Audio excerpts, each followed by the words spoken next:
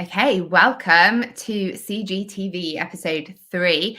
We are a little bit late starting today. I've had a bit of electrical drama and I didn't want my laptop to blow up in front of me while I was talking to you.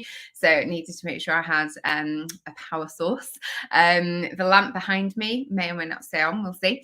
If it starts flashing, it's not a poltergeist, it's just our dodgy Vicarage electrics. So we're here for another Wednesday evening and we are going to be chatting to Amy from Orchard Art Glass for this evening's little time on live stream. If you came to the summit last year, you might remember Amy's interview. We talked about brokenness and beauty, and Amy chatted a bit more about her work and journey as a glass artist and as a Christian. And today we are going to be chatting a little bit more with Amy again, specifically looking more at things like her creative practice and some of the new skills that she's been learning, as well as looking at her Cheerfully Funded project and talking a bit more about what is involved in that as well. So if you are not yet registered for this year's summit, you can do so for free this year. There is a free access and an all access pass. You can come for free, or if you want to have lifetime access to the sessions and materials, you can upgrade to that if you want to. But this year we have got a free pass because lots of people are wanting to come and find out who won the Cheerfully Funded public vote. So it's not exactly a competition. So saying the word won doesn't, every time I say it, I'm like, oh, it's not quite that. But obviously you are voting for your new favorite products that we are then funding to bring to the Cheerfully Given marketplace. And so Cheerfully Funded, the award announcement evening is on Saturday of the summit, and we wanted to make sure that people can come along to that and celebrate and enjoy getting excited about what's to come over the next few months, especially after how difficult the last couple of years have been. So if you are watching live, it would be great to hear from you. Please do feel free to pop in the chat, let me know where you're watching from and what's been going on for you this Wednesday. Is it your first time joining us for CGTV on a Wednesday evening, or have you been to one of the other interviews that we've done previously as well? Let me know who's watching, because it would be great to see you. Hello, it's good to see you. Welcome, welcome. So I'm going to share my screen and just show you Amy's Cheerfully Funded page, and then I'm going to bring her onto the live stream. So bear with me for 1 minute while I pull up the screen share. And this is Amy's Cheerfully Funded page. So Amy's going to talk to us a little bit more about what this is, because this is actually a brand new project for Amy. So these are some examples of work that she's done previously, but what she is wanting to get funding for is something that is quite new. So she's going to explain it to us, but you can read a little bit more about it, and you can see that all the way down this page you have got opportunities to submit your vote and to vote for Amy's project. And you just put your name and email address in and click that submit your vote button, and there's a little bit more about Amy there at the bottom as well. So if you like Amy's project, if you enjoy our interview together this evening, then do click the link which is either above the video if you're watching on Facebook, or below the video if you're watching on YouTube, and you can go over to this page. But without further ado, I'm going to bring Amy on and we are going to chat. So here we go. Hello, Amy. Hello, good evening. Welcome. So where are you joining us from, and tell us a bit more about yourself. Yeah, so I'm in my studio, which is in Cumbria. It would have been in Somerset 6 months ago, but we've recently relocated to the north. Just realised that the spotlights are really shadowy in here. But yeah, this is my new studio that we've built since moving. It's where I work and where I make glass for my living, my job. And I have a husband and 2 little girls. Yeah, that's us really. Brilliant. So just before we go on to talk about your studio that you built, I'm not sure if there's something covering your microphone or if your microphone's got something near it, but just there was a little bit of feedback there. I just want to double check. I didn't hear it when we were talking before the live stream, so I'm wondering if it's something to do with being horizontal, but just in case it's not just me who can hear that. Can you hear me now? Yes, there's still a little bit, but it's hopefully not. If anyone can hear that as well, it might just be me. So if you can hear it, pop it in the chat and we'll see if we can fix it. And Amy might go back to portrait mode because I didn't get that when we were talking before. But that's hopefully just it might just be my computer. The electrics have been doing that today. So yeah, so you built your studio. Was that an existing building, or is it a building that you've like renovated and turned into your studio? Yeah, so it was an existing garage, and then it's got another room through there that was the Victorian outhouse for the house here, and so we've knocked it through into 2 rooms, so I've got a big workspace and then kind of storage and big shelves with glass products on and things like that.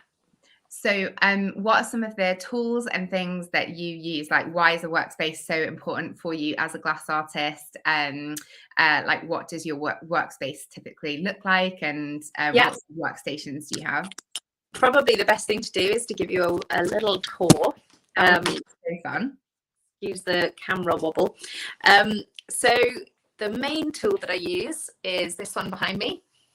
It looks like a pizza oven. I'm guessing it's not. I'm guessing it's not a pizza oven. So this is a kiln, a glass kiln. It's a glorified oven. It basically fires glass up to about 750 to 800 degrees. It's currently at 470 degrees, so I can't show you in it, but it's cooking some glass and kind of rounding up the edges and making it lovely, smooth, tactile products that I sell, I suppose. And then I have a main, right now which way I need to go, that way, there we go. I have a main workbench here in the middle, where I cut glass, sometimes from really big sheets like this, sometimes from smaller sheets, but just having a really big workbench gives me space to kind of put out a big sheet and break it down into smaller pieces. Something I use a lot is pots of crushed glass.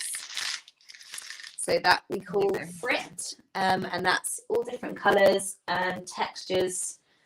Some is really chunky, some is as small as powder that can go through a sieve, and that's how I make a lot of my designs. And we even have some that's like shards of really, really paper thin glass. I have a lot of lovely rainbow colourful sheet glass and bigger sheets down there as well. Wow. So that's pretty much the studio, and this is where most of my stock is stored. Amazing. And packing materials. This is a sink, because in order to work with glass when it's cold, you have to put it underwater. So if you're sanding it, filing it, or anything like that, it has to be underwater because it's friction, so it gets really hot and can crack the glass. And then I have a packing desk over here, and that's pretty much me. Amazing. It's looking so incredible. It must be really nice to have a space that's sort of dedicated, that you're not having to think about doing family life around glass work as well, because glass, I'm guessing the clear up process while you were working inside the house was probably a bit more stressful than having its own building. Yeah, definitely. And it just separates work from home quite nicely for me mentally as well. Amazing. So how long have you been working, just for people who maybe didn't see your interview last year? Tell us a bit more about how long you've been doing glass art, and how long you've been working under the umbrella of Orchard Art Glass as well. Yeah, sure. So I did my first fused glass workshop about 4.5 years ago, just after I'd had my second daughter. I'd tried many crafts up to that point, but this is the one that stuck, and the one I realized that I could do every day for the next 20 years and not get sick of. And so I was really grateful to have found kind of something that I could see myself doing, and we made the agreement that if I could turn into a business that turned a profit by the time my youngest daughter went to school, that it could be my job. And so that was the plan. And I launched my business in May of 2020. So homeschooling, launching a business, coronavirus pandemic, and we were renovating a 3-bedroom house at the same time. It was a tough year, but yeah, it was a really good year. It was a really exciting time, and the business grew very naturally and organically, but very quickly in that first year. The second year has been much quieter because we've finished renovating a house and moved to the other end of the country. So not such a, I didn't have very much time to put into Orchard Art Glass last year, but really, really grateful for the foundation that I built in the first year that's carried us through the second year and given us the courage to invest in it for the future. Because setting up this space is now very much, I don't plan to move out of here at least in the next decade, hopefully 20 plus years. And so that's how Orchard Art Glass kind of began and grew. And then I suppose my heart for it, the reason I wanted to start making and selling glass gifts is I've always been creative, but I can't draw, and always admired many of the makers on the Cheerfully Given platform and across social media who can letter beautiful verses and just make really inspiring, really exciting work that can go up on the wall of your home and just be those little nuggets of reminders throughout the day of just all the hope that we have, all of that richness that's found in scripture, but not being sort of able to create with a pen or paint myself. I tend to see a verse as an image, and so started to just create quite simple little gifts inspired by verses. So much of the work that you see of mine on Cheerfully Given, it doesn't have a Bible verse in it, but it's inspired by a verse, and it comes with a little verse card just to kind of spell out the inspiration behind the piece. Amazing. So I'm going to pull up your shop now and just give people a little look at your products, seeing as we've just touched on them there. Maybe then we could just hear from you about what inspired a couple of them, and then here we go. Sorry, me trying to figure out how StreamYard works every single time I use it. I always forget where the button is. So this is Amy's shop on Cheerfully Given. So we can see just some absolutely beautiful things. My mum, by the way, Amy, just is always sending me links to all things when she has like a birthday or Christmas coming up. Like, I just love it so much. So personal favorites, I think, for me are the lighthouse, because I grew up next to the sea. So every time I see it, it makes me just think of growing up on near the beach in Yorkshire, and it just is very nostalgic. But maybe if you could just like talk us through a couple of the different designs, what sort of was the inspiration behind them? Yeah, so on the left there, you've got the bloom hanging ornament. That's one of the first designs I released, and I used the phrase bloom where you're planted alongside the verse from Esther that says, perhaps you're here for just such a time as this. And often I've come back to that message and just reapplied it to my current season. I've always been one for wanting to rush ahead. I'm quite impatient. And so to just be reminded regularly that actually you're planted in this current season, in this current place for a good reason, that God always has a good plan. Very rarely is it the one that we think it is. But if we just show up with our unique ability to shine for him, then we can bloom wherever we're planted, whether that's a difficult season, a challenging season, or a really joyful season. So that's that range. Gorgeous. I just thought I'd pull up a slightly bigger picture while Amy's chatting through them. So excuse the slightly weird zoom in, but just so that you can get a sense of the detail. And obviously you can head over and check them out yourself if you want to have a closer look at some of the other pictures as well. So I'm going to just be guided by you, Amy, as to which one you'd like to... stop on the sun, the big curved sun piece. Yeah, that one there. So this is inspired by Lamentations 3:23. His mercies are new every morning, great is his faithfulness. And this design, it came out of lockdown, where it was brutal. We were renovating a house and I was running a business and I was homeschooling, and it really answered the question for me as to whether or not we should homeschool our kids, and it's a firm no. But I just was really spending some time with that verse, remembering that even if I'd had started the day with the best of intentions and we got through a few things and then it all unraveled and I'd ended up shouting, which was a regular occurrence, or crying, that the next day was a new chance. It was a fresh start. We could begin again. I could begin with those best of intentions. I could learn from what had unraveled us yesterday, and I could try again.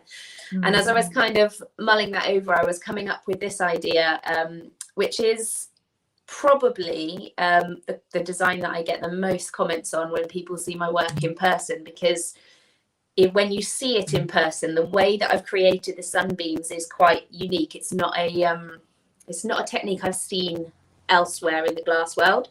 So I've taken strips of glass, and normally with a strip of glass you would lie it down that way up, and I've just turned it on its edge, and what that does is it gives a smaller surface area at the top, and then what I've done is I've managed to balance a layer of powder on the edge of the glass, and so as it fuses it kind of squishes down and gets a bit fatter.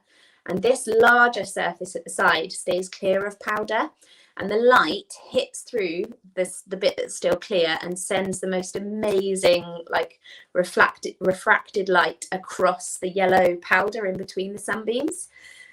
It's so hard to capture a photo of, so it's really hard to show online, but it really is very simple but very stunning piece. And for me, it's that constant reminder that Jesus didn't ask me to come perfect. Actually, he just wants me as I am, and even when I feel like I'm failing and it's all going wrong, there is a new day coming. His mercies are new every morning. He's forever faithful. Such a good reminder. One of the things that always strikes me is we wait for Monday so often, right? We wait for a new week to begin. We wait for the new year. We wait for this sense of like a new period of time starting, because we're like, oh, we failed and it's fine. We can fresh start on Monday. And the thing about being a follower of Jesus is that this verse in Lamentations, his mercies are new every morning, because every single day with Jesus is a brand new fresh start and a brand new opportunity to try again. So that feeling that many of us get in the run up to the new year, where it's like, oh, we've got, getting that sense of clarity and that sense of like, right, this year I'm going to be super organized. My resolutions are going to be knocked out of the park. But we can have that sense every single day, and we don't need to be sort of in this waiting zone for there to be a new opportunity, and that's kind of why I love this piece as well, because it just is such a good reminder of that. And it would be beautiful to see there, maybe at some point we could get a video from you of the way that the light moves with the piece, and we can share that on Instagram as a follow-up to our chat. Brilliant. And then I am going to ask you for a third one for this, because it kind of ties across with your Cheerfully Funded project, because of the wording that's inscribed in the piece as well. So tell us a little bit more about this piece. Yeah, so these are my held teardrops, by far and away my best-selling piece. It was the one design that came out of a time of real sadness. Actually, it was the week that the news just went crazy with George Floyd, and I also had two, I wouldn't say friends, but acquaintances who suffered really devastating early losses, and the world felt heavy and it felt unfair and it didn't make sense, and you just cry out to God and say, God, why do horrible things happen? Why is there grief and sadness and premature loss and injustice? And I just was talking with Naomi from Frog and Gnome, and they were wanting to put together some kind of gift box for sending when somebody's in need of comfort, because flowers, cards, things like that, they're great, but there's a lot of provision for that, and it's not always what you want to send, and sometimes you want to send something that lasts a little bit longer than a bunch of flowers.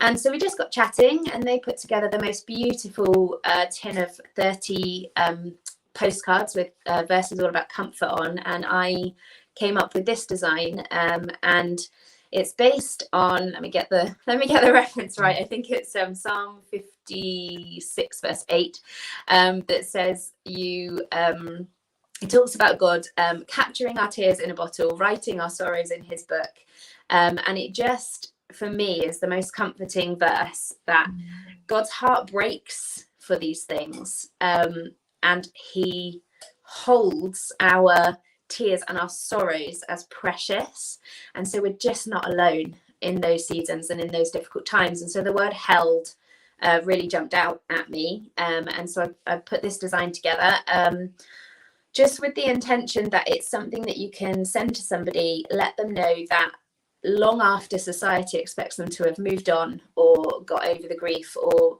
start talking about it less or something like that, that you will commit to praying for them and upholding them, and that they're not forgotten, and that no matter how long the process of healing and recovering from a time of difficulty, I think particularly with grief, there really isn't a time frame on anything like that, and because it's glass, and because that word is so permanently inscribed in it, it's a reminder that's there for forever, really.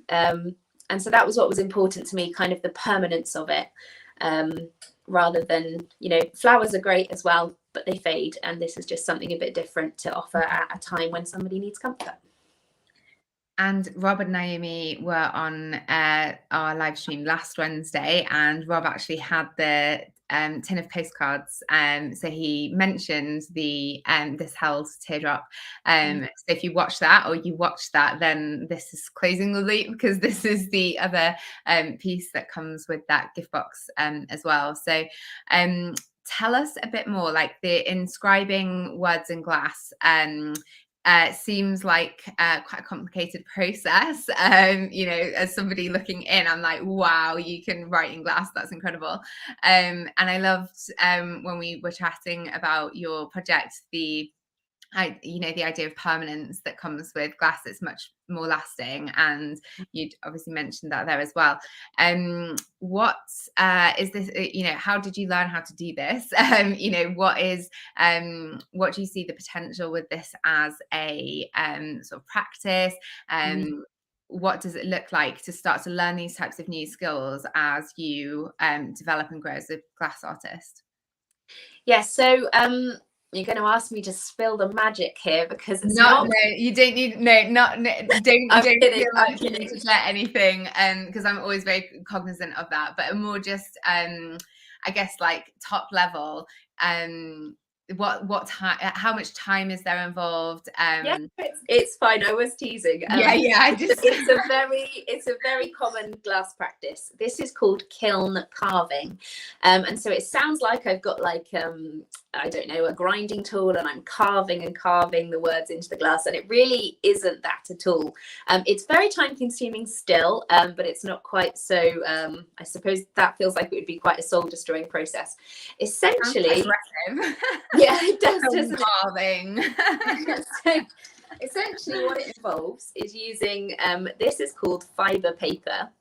It is a fireproof, it's not quite paper. This is 1 millimeter thick. I can also get it in 2 and 3 millimeter thickness.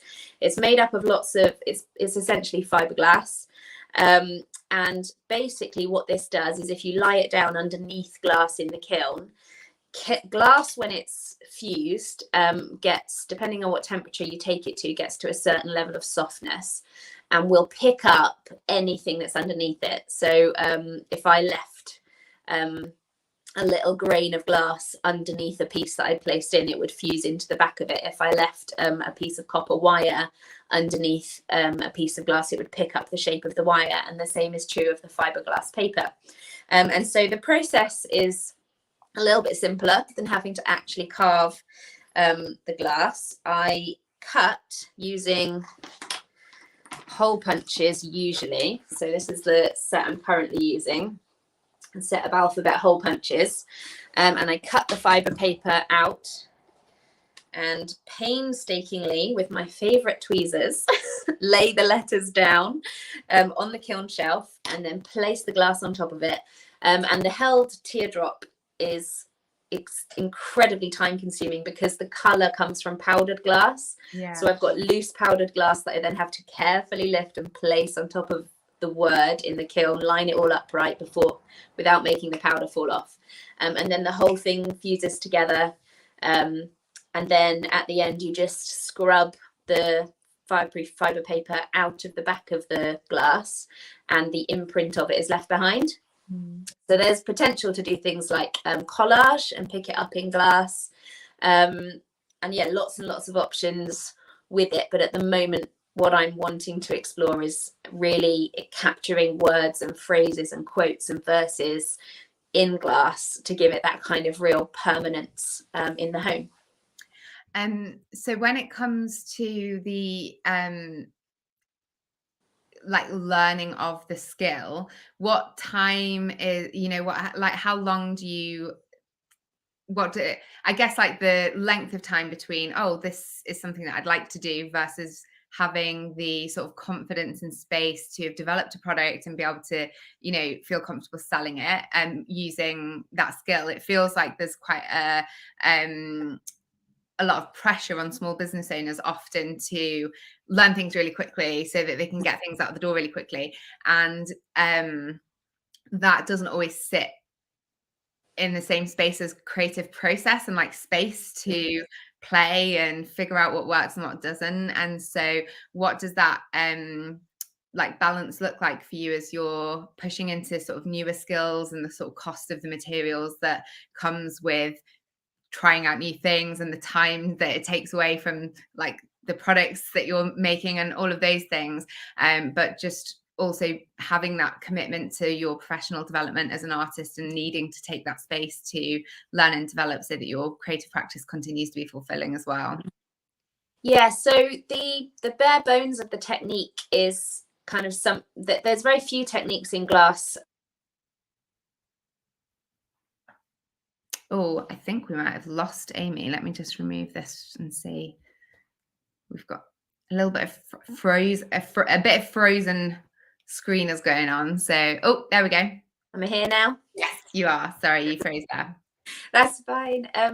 Yeah, so the bare bones of kind of the technique is something that is already there. There aren't loads and loads of techniques to learn in glass, but there's just practicing them, refining them. I mean, for example, some of the earliest pieces I released, items that I still sell now, I would hate to line them up side by side because there's every technique that you use, it's muscle memory, and there's just hours and hours of practicing that makes them more refined and much more, your style improves and your technique improves. For me, it's learning how to take a technique and combine it with nice contemporary designs. Like, I don't just want to cut out a slab of glass and plonk it down on some punched out letters. I want to really do some research on what's really current out there in the glass world, but also in the art world in general, what people would enjoy having up on their walls if we're going to if I'm going to develop a couple of designs as examples, then they need to be appealing, obviously. And glass is not cheap. Kind of the big sheet, like I showed you earlier, they're about £35 for a sheet, which doesn't actually sound like a huge amount of money, but glass has to be cut. It's not like cutting something out with scissors. There is wastage. I cut out this piece. That was a terrible example. It's clear. So I cut out this piece, and that comes from that sheet there, that way around, I think.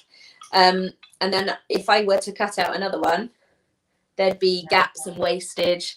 None of it actually gets wasted. I recycle and reuse everything, but yeah, it's an expensive product to use. So there's that. For me, the biggest thing with this project is working out the mounting and how to make it an accessible piece of artwork for people to buy and install in their homes.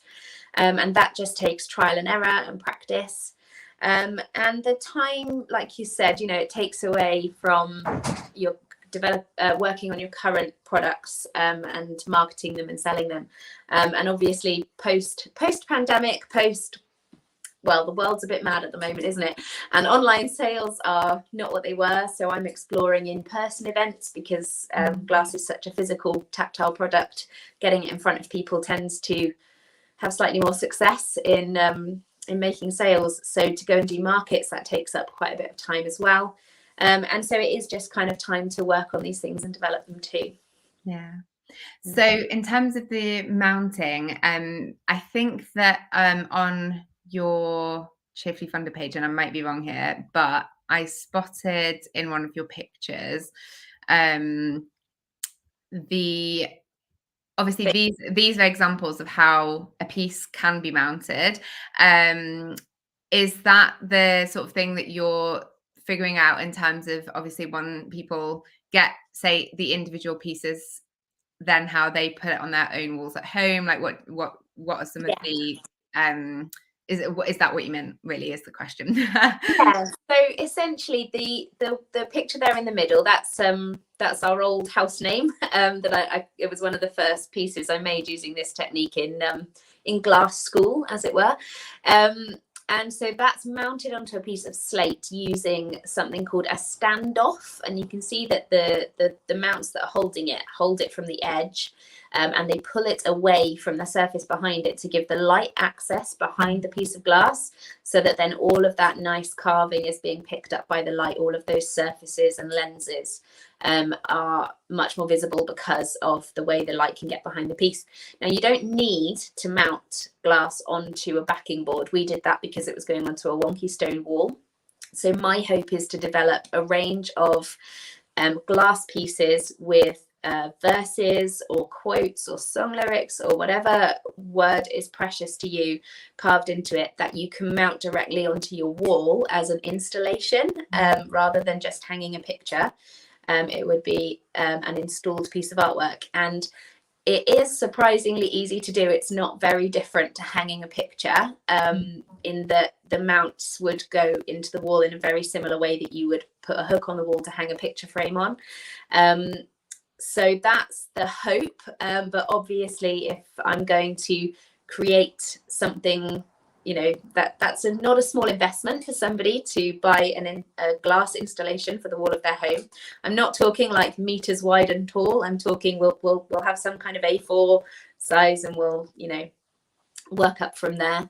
But I'm going to have to record videos to show the mounting process. I'm going to have to practice the mounting process myself and probably send it to a couple of people to trial it as well, just to make sure that that's a system that is really refined before I charge people for it, if that makes sense. Yeah, brilliant.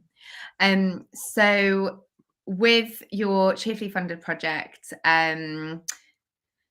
is there anything else that you kind of want to share about it, or anything we've sort of like, there's been information about it as we've like been talking through your journey and your work as a glass artist, but what, if anything, is there that you would like to share about this particular project, why you're excited about it, what you would love to be able to launch into the world as a result of the Cheerfully Funded project? Yeah.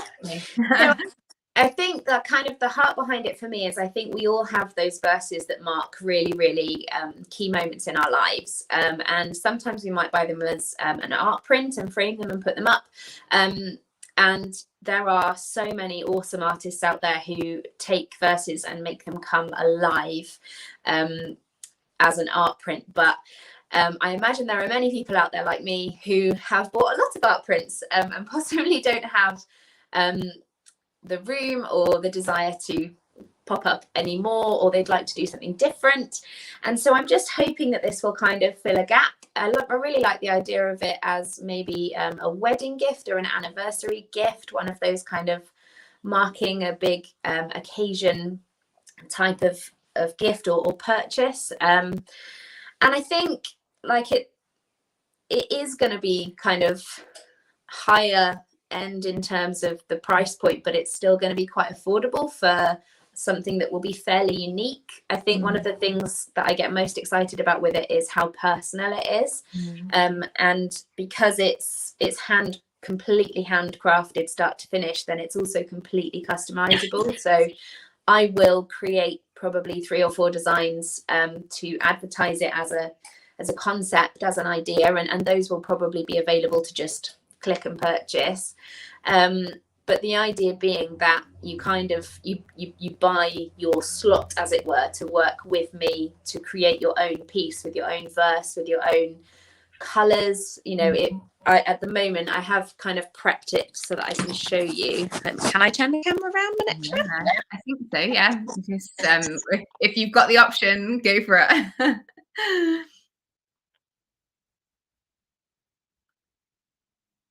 I think we might have had a little bit of a freeze, but maybe when Amy comes back. Oh, we've got portrait, but we don't have backwards camera. Are we back? Yes, we can see you and you're moving, but we don't have the reverse camera. Sorry about that. Can you see that? Yes. Okay. So I can't see what I'm doing, but that's okay. Can you see the words? Yes, we can. So that's the cutout words. And then the idea would be to just pop a series of these waves onto the words. They'll be slightly joined together, and then there would just be maybe like a bracket there and a bracket down at the bottom, and that would stand away from the wall. Incredible. And so that's the idea. But then the colors and the shapes and the designs and the version of the words can all be completely customized. And I just love the idea of working with individuals. Like one of the biggest privileges that I think creatives get to do is work with somebody and hear the story behind the piece that you're creating. And so for me, that part is extremely exciting. It's something that I think would be incredible for like churches to be able to do and have, you know, we're just getting settled into our church, but we've got like a vision day happening in July. And, you know, if you have come together as a church, I just really pray about what Jesus wants you to do in your local community. Having a piece of like glasswork installed in your church area or in the cafe space that is something that is eye-catching and tangible and just acts as a reminder of that sort of like united heart of a group of people, I think would be amazing in that context. But then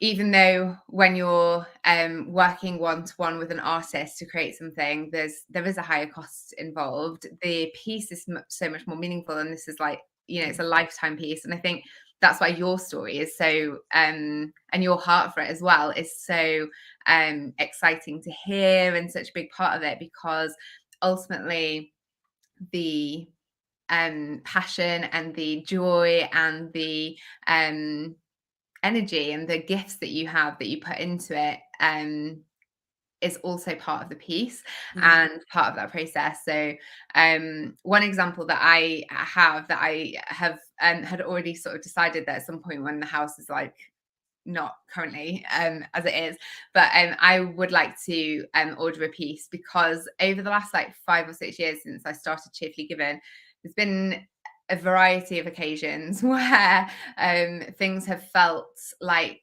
and you touched on it earlier, that you know it's hard to be patient sometimes, right?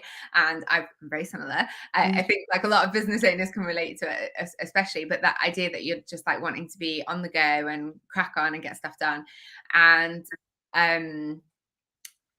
at the points where I felt like the least able to do that, or there's been an obstacle in the way or something, and I've just been like so frustrated for whatever reason, the verse from Exodus 14:14 always comes up, and I've like talked about this before because it is literally, so it's like hilarious the ways, the creative ways in which it's just like appeared as if by magic, even though there is absolutely no reason for me to be looking anywhere at a Bible verse. But it says that the Lord will fight for you. You need only be still. And being still is not something that I am good at in any way, shape, or form. But like the Lord just always brings that reminder. And there's been such key points that have been followed by such incredible answers to prayer that you might only see 5 years down the line, right? But actually having something that is a reminder of the Lord's faithfulness in different circumstances and situations is helps us to continue to be grateful and to be thankful and to remember the mercy and goodness of the Lord in all of these different seasons as well. So yeah, that's just I know that sometimes people might think, oh, I don't know what I would get done.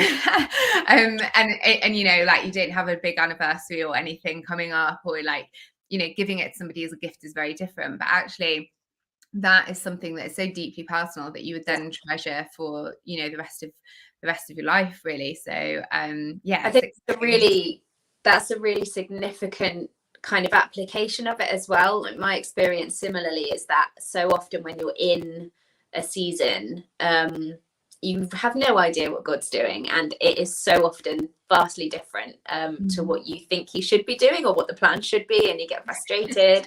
And usually it's a couple of years later when you've come out the other end of something, and hindsight just makes you kind of go, oh, that's what you were up to. Oh, it makes sense now.